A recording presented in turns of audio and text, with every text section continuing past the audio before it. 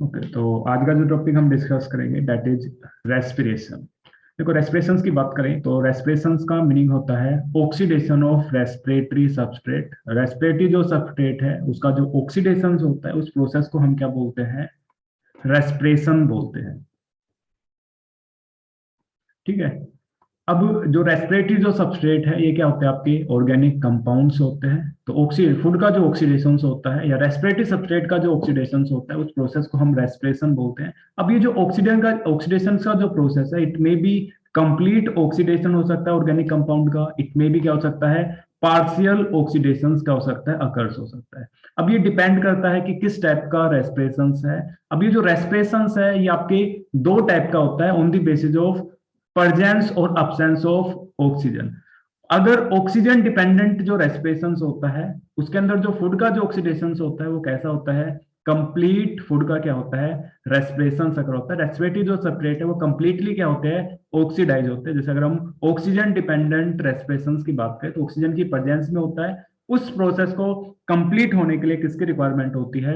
Oxygen की requirement होती है। तो एरोबिक जो रेस्पिरेशन है ये आपका ऑक्सीजन डिपेंडेंट होता है, वाइल कुछ जो रेस्पिरेशन है वो ऑक्सीजन इंडिपेंडेंट होते हैं। दैट मीन्स उस टाइम रेस्पिरेटरी सबस्ट्रेट को ऑक्सीडाइज करने के लिए ऑक्सीजन की रिक्वायरमेंट नहीं होती। तो एग्जांपल की बात करें तो आपके जो एनारोबिक जो रेस्पिरेशन है और फर्मेंटेशन जो प्रोसेस है वो कैसे होते हैं? आपके ऑक्सीजन इंडिपेंडेंट होते हैं। तो आपका रेस्पिरेशन में भी ऑक्सीजन डिपेंडेंट हो सकता है, एरोबिक रेस्पिरेशन, और इट में भी ऑक्सीजन इंडिपेंडेंट हो सकता है, एनएरोबिक रेस्पिरेशन।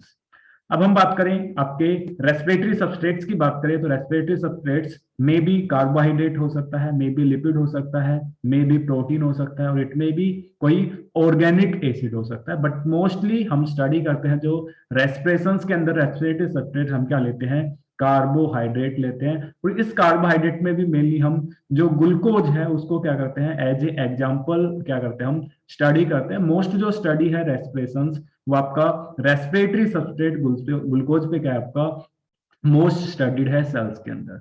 अब हम बात करें रेस्पिरेशन के टाइप्स की बात करें, जैसे हमने बताया कि जो रेस्पिरेशन है इट में भी ऑक्सीजन क्या हो सकता है? आपका डिपेंडेंट हो सकता है। ठीक है, ऑक्सीजन डिपेंडेंट हो सकता है और इट में भी ऑक्सीजन इंडिपेंडेंट हो सकता है। तो आपका जो एरोबिक जो रेस्पिरेशन है वो कैसा होता है? आपका ऑक्सीजन डिपेंडेंट होता है। वाइल अगर हम एनारोबिक रेस्पिरेशन की बात करें और फर्मेंटेशन की बात करें तो ये दोनों जो प्रोसेस है कैसे होते हैं? आपकी ऑक्सीजन इंडिपेंडेंट क्या करते हैं? रेस्पिरेशन करते हैं। अब हम डिफरेंस की बात करें कि आपके एरोबिक रेस्पिरेशन में, एनारोबिक रेस्पिरेशन में और फर्मेंटेशन जो प्रोसेस है रेस्पिरेशन का, इन तीनों मोड ऑफ रेस्पिरेशन में क्या डिफरेंस है? तो अगर हम एरोबिक रेस्पिरेशन की बात करें तो एरोबिक जो रेस्पिरेशन है ये प्रेजेंट होता है बोथ प्रोकैरियोटिक सेल्स के इनसाइड भी प्रेजेंट होता है as well as eukaryotic cells के इनसाइड भी क्या होता है? आपका प्रेजेंट होता है।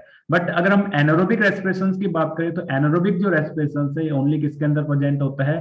प्रोकैरियोटिक सेल्स के अंदर प्रेजेंट होता है। यूकैरियोटिक सेल्स के अंदर क्या होता है? आपका अब्सेंट होता है। जैसे अगर एग्जांपल की बात करें तो बैक्टीरिया जो प्रोकैरियोट्स है उनके अंदर क्या होता है? एनारोबिक रेस्पिरेशन प्रेजेंट होता है। वाइल अगर हम फर्मेंटेशन की बात करें तो फर्मेंटेशन जो प्रोसेस है ये अकर्स होता है बोथ प्रोकैरियोटिक सेल्स के अंदर भी प्रेजेंट होता है, यूकैरियोटिक सेल्स के अंदर भी प्रेजेंट होता है। जैसे अगर हम यूकैरियोट्स की बात करें, जैसे ह्यूमन बींग्स की बात करें तो ह्यूमन बींग्स की जो मसल जो सेल्स है अंडर दी इमरजेंसी या फिर इन दी हैवी वर्कआउट इमीडिएट जब एनर्जी की रिक्वायरमेंट होती है तो उस टाइम ऑक्सीजन की अब्सेंस होने के कारण जो मसल सेल्स है वो क्या शो करना स्टार्ट कर देती है? फर्मेंटेशन क्या करती है? स्टार्ट करती है। तो फर्मेंटेशन बोथ प्रोकैरियोटिक और यूकैरियोटिक सेल्स के अंदर होता है, बट एनारोबिक जो रेस्पिरेशन है ये ओनली प्रोकैरियोटिक सेल्स के अंदर क्या होता है? अकर होता है। इसके अलावा अगर हम बात करें ऑक्सीडेशन की बात करें, जो फूड का जो ऑक्सीडेशन होता है, रेस्पिरेटरी सबस्ट्रेट का जो ऑक्सीडेशन होता है वो एरोबिक रेस्पिरेशन के अंदर क्या होता है? कंप्लीट ऑक्सीडेशन होता है रेस्पिरेटरी सबस्ट्रेट का। वाइल एनारोबिक रेस्पिरेशन की बात करें तो एनारोबिक जो रेस्पिरेशन है इसके अंदर फूड रेस्पिरेटरी जो सबस्ट्रेट है उसका जो ऑक्सीडेशन है इट में भी कंप्लीट ऑक्सीडेशन हो सकता है और इट में भी क्या हो सकता है? पार्शियल ऑक्सीडेशन हो सकता है। सेम अगर हम बात करें फर्मेंटेशन की बात करें तो फर्मेंटेशन में क्या होता है? ओनली पार्शियल ऑक्सीडेशन होता है रेस्पिरेटरी सबस्ट्रेट का। कभी भी जो रेस्पिरेटरी सबस्ट्रेट है वो कंप्लीटली क्या नहीं होता? आपका ऑक्सीडाइज नहीं होता। और एरोबिक रेस्पिरेशन की बात करें तो इसमें क्या होता है? कंप्लीटली ऑक्सीडेशन होता है रेस्पिरेटरी सबस्ट्रेट का।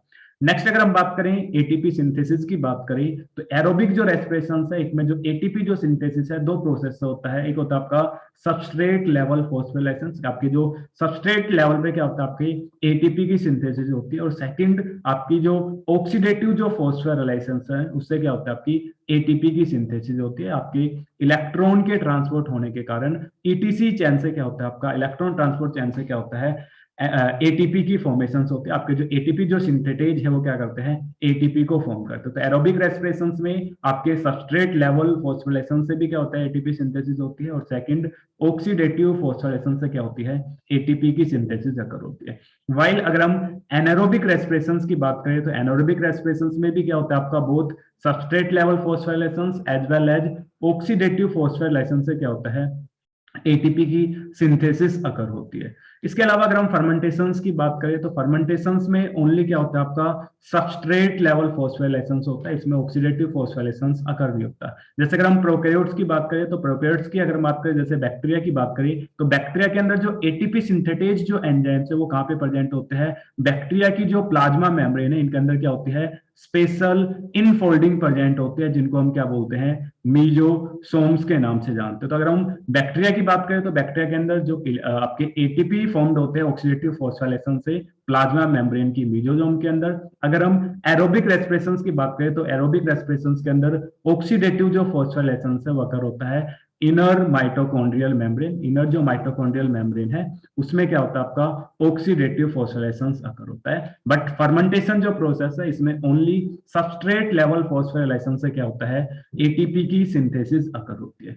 इसके अलावा अगर हम बात करें फाइनल ऑक्सीजन एक्सेप्टर की बात करें, तो एरोबिक जो रेस्पिरेशन है इसमें फाइनल इलेक्ट्रॉन जो एक्सेप्टर्स होते हैं वो क्या होता है, ऑक्सीजन मोलिक्यूल्स होता है। वाइल एरोबिक रेस्पिरेशन की बात करें, तो एरोबिक रेस्पिरेशन के अंदर फाइनल जो इलेक्ट्रॉन एक्सेप्टर्स होते हैं वो आपके सल्फर होते हैं, फ्यूमरेट होते हैं, आपके सल्फर डाइऑक्साइड क्या होते हैं, आपके मॉलिक्यूल्स होते हैं। इसके अलावा फर्मेंटेशंस की बात करें, तो फर्मेंटेशंस के अंदर फाइनल इलेक्ट्रॉन एक्सेप्टर्स क्या होते हैं, ऑर्गेनिक कंपाउंड होते हैं। तो हमने देखा कि एरोबिक रेस्पिरेशन, एनारोबिक रेस्पिरेशन और फर्मेंटेशंस में क्या बेसिक्स क्या होते हैं, आपके डिफरेंस होते हैं।